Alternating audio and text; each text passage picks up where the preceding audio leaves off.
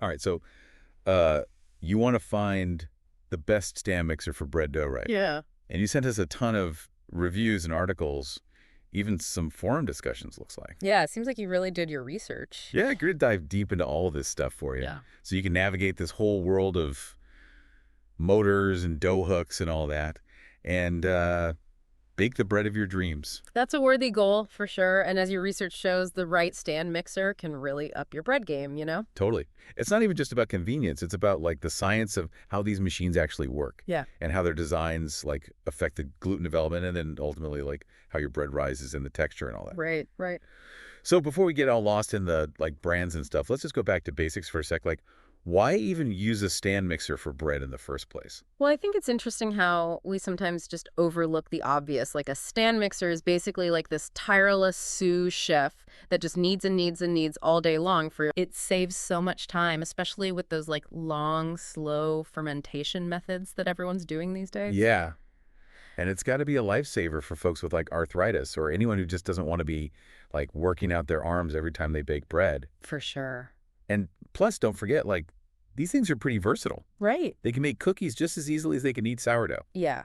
And speaking of sourdough, that's where things get a little interesting. Okay. While a lot of purists will say that you have to knead by hand to really connect with the dough, Yeah. a lot of bakers and even like serious sourdough people, they still use their stand mixer for like those initial steps of mixing and getting the gluten going. Yeah. So I guess there's room for both approaches depending on what kind of sourdough you're making and like, And how you feel that day. and your preferences and stuff. Right. Okay. So let's get to the big names now, the ones that keep popping up in your research. KitchenAid, Bosch, and Ankarsrum. Yeah, those are the big three. Let's break down what makes each one unique, starting with, I guess, the icon, the one everyone has on their Instagram, the KitchenAid. Yeah, the KitchenAid, it's super popular and for good reason too. Like all the different colors and sizes and price points make it really attractive. But Yeah. when you start digging into those reviews and the forums and stuff, some interesting concerns come up, especially when it comes to bread dough. Yeah, so people are spending like hundreds of dollars on these things, thinking they can do everything, and Right. then bam, motor overheating. Exactly. The planetary mixing action of a KitchenAid, where the attachment like spins around the bowl, works great for lighter stuff. Right. But when you're trying to do heavy bread dough, it can really struggle. Yeah.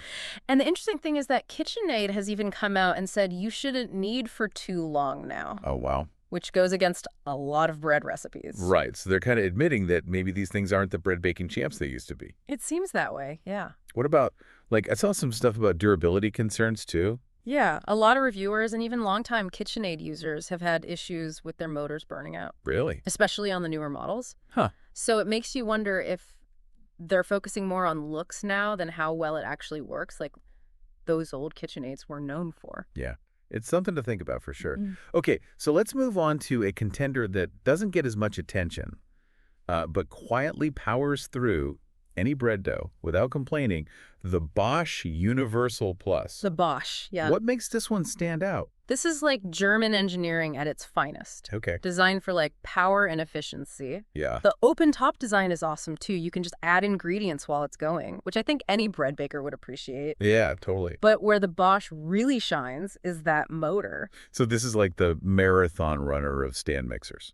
Just keeps going and going. Exactly. Perfect analogy. It can handle those long kneading times and those high hydration doughs that everyone's into for artisan breads, Yeah. and it doesn't even break a sweat. Plus, you see all these people saying they've had their Bosch for like 10 years or more, and it's still running strong. So durability is a big selling point for the Bosch. For sure.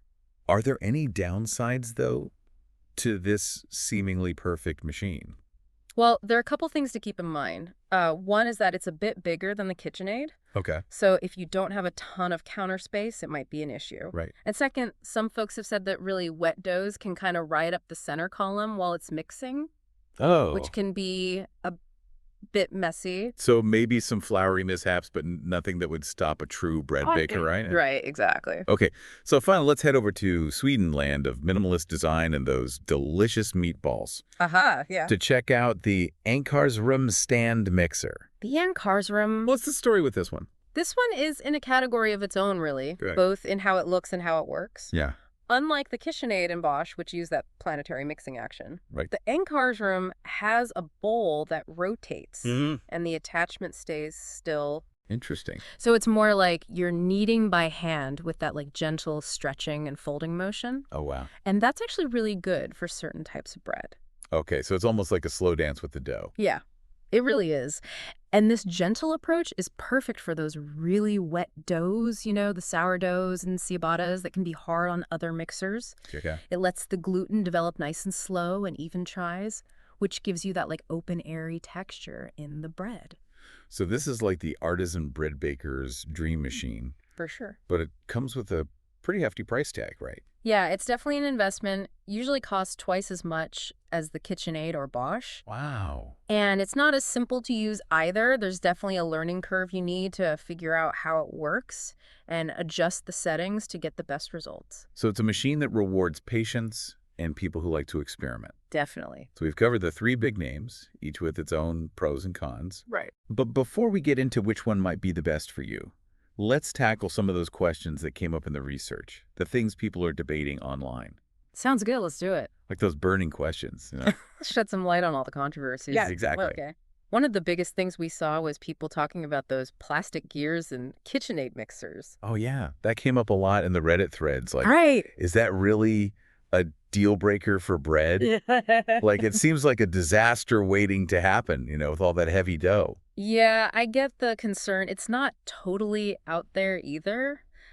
Some KitchenAid models, especially those like higher end ones with the bowl lift design, Right. they have metal gears, but a Yeah. lot of the cheaper ones, the tilt heads, have those plastic gears, and people have said they strip or break under pressure. So it's kind of a gamble then, like, you might be lucky and have it last forever, or those plastic gears could just go kaput.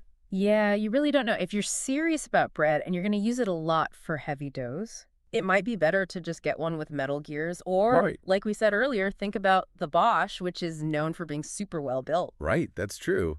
Speaking of the Bosch, there was another question about its plastic bowl. Oh, yeah. Some people seem kind of iffy about that, Right. especially compared to those shiny stainless steel bowls you see on other brands. Is that like a real concern? It's interesting. I think the looks are up to you, but the plastic bowl on the Bosch Universal Plus Yeah, doesn't seem to be a problem in how it works or how long it lasts. sure. It's like high quality BPA-free plastic. Okay. And it's made to handle all that mixing and kneading. And plus, it's dishwasher safe. Oh, bonus. All right, so practicality wins out. In this case, let's talk attachments now. Attachments, yeah. Every stand mixer comes with the basics, but which ones are like must-haves for bread baking? Well, the dough hook is the MVP for sure. Right. No matter what brand you get. It's what is the real work, develops the gluten, turns that shaggy mess into smooth, elastic dough. Yeah, and I'm guessing those other attachments like the whisk and paddle are more for like, Cakes and cookies. yeah, those kind of things. Yeah. Exactly. Okay, so those aren't essential for bread, but are there any like brand-specific attachments that we should mention? Oh, yeah, good point. For KitchenAid, that pouring shield is pretty handy. Oh, yeah. It keeps the flour from flying everywhere when you add ingredients. Oh, that's a lifesaver for sure. Yeah.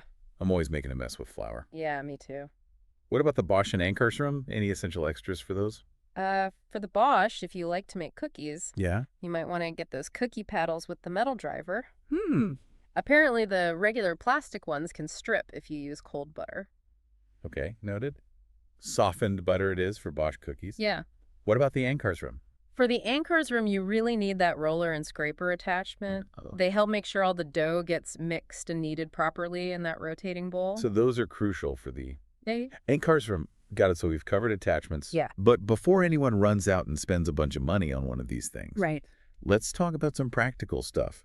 The things that might not be as exciting as dough hooks and motors, True. but can really make a difference in your baking life. Yeah, totally. It's easy to get caught up in all the fancy features, Yeah. but those practical things can really determine how much you love or hate your stand mixer. Yeah, so let's lay it out for our listeners. What do they need to think about before they hit that buy now button? Okay, first thing, counter space.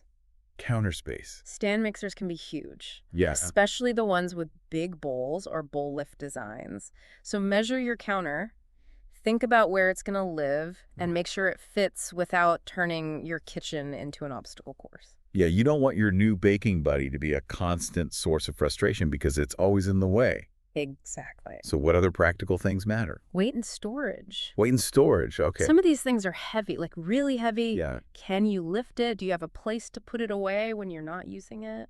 Right. These are things to think about before you fall in love with a specific model. Yeah, it's all about picturing how that mixer is going to fit into your life. You know, your kitchen flow, your storage situation. Exactly. And while we're talking about weight, let's not forget stability. Just stability, right? A wobbly mixer is not fun, Hmm. and it can actually be dangerous. Oh, yeah. You're picturing a runaway mixer leaving a trail of flour everywhere. Could happen. When you're kneading heavy dough, you need a mixer that stays put, not dancing across the counter. So stability equals peace of mind and probably cleaner countertops. Right. What other practical considerations did we find in the research? This one is often overlooked, but so important. Ease of cleaning. Oh, yeah. Baking is messy enough as it is. Totally. You don't want to spend forever scrubbing dried dough out of every nook and cranny. Ugh, I've been there. It's not fun. So look for models with dishwasher-safe parts, smooth surfaces that are easy to wipe down, and not a lot of places where dough can get stuck. Okay, so dishwasher safe, smooth surfaces, minimal crevices. Got it. Yeah, your future self will thank you. For sure. All right, so counter space, weight, stability, and ease of cleaning. Those are the unsung heroes of the stand mixer world. Absolutely. But what about all those extra features some brands talk about? Are those worth it, or are they just like gimmicks that make it more expensive? That's where it gets tough. Some things like built-in timers or digital displays can be really helpful, Yeah. especially if you're really precise with your baking.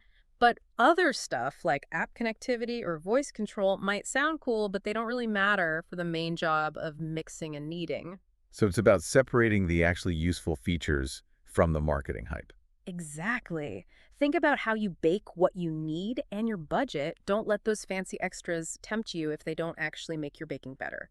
Remember, the most important thing is the motor and how well it handles dough. Right. And speaking of dough handling, I want to go back to something you said earlier about how the way a stand mixer kneads can actually affect the final product. Oh, yeah. Can you talk more about that? I think it's something a lot of home bakers might not realize. You're right. It's not just about power. It's about how that power moves and shapes the dough, how it develops the gluten. So let's break that down for our listeners.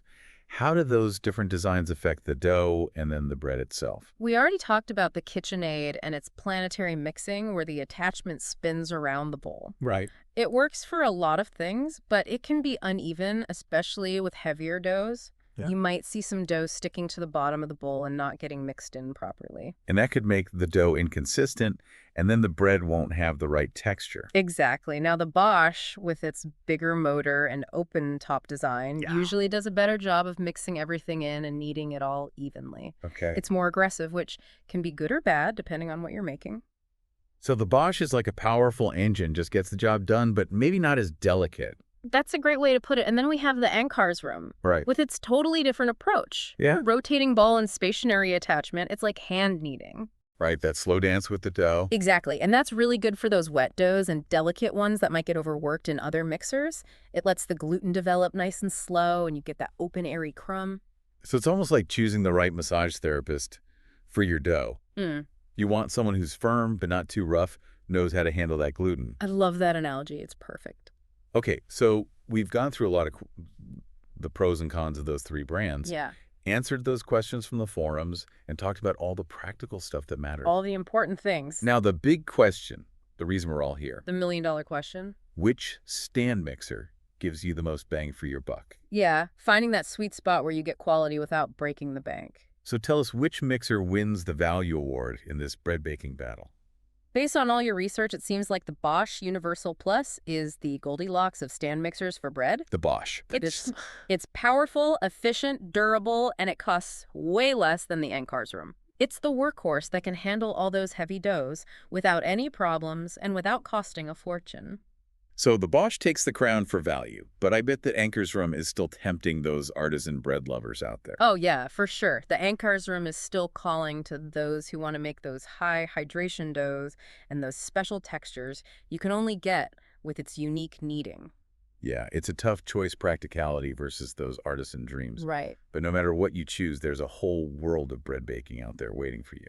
Absolutely. And that leads us to the final part of our deep dive. Okay. We've looked at the data, weighed the pros and cons, and even tackled those tough questions. Right. But there's one more thing to explore, those unexpected things that came up in your research.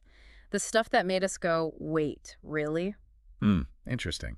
We'll get into all those surprising insights in the last part of this episode, so stay tuned for the grand finale. Okay, so welcome back to the final part of our deep dive. We've been exploring these stand mixers for bread baking. We looked at all the mechanics, debated the pros and cons, even crunched the numbers to see which one's the best value. Yeah, we did a lot.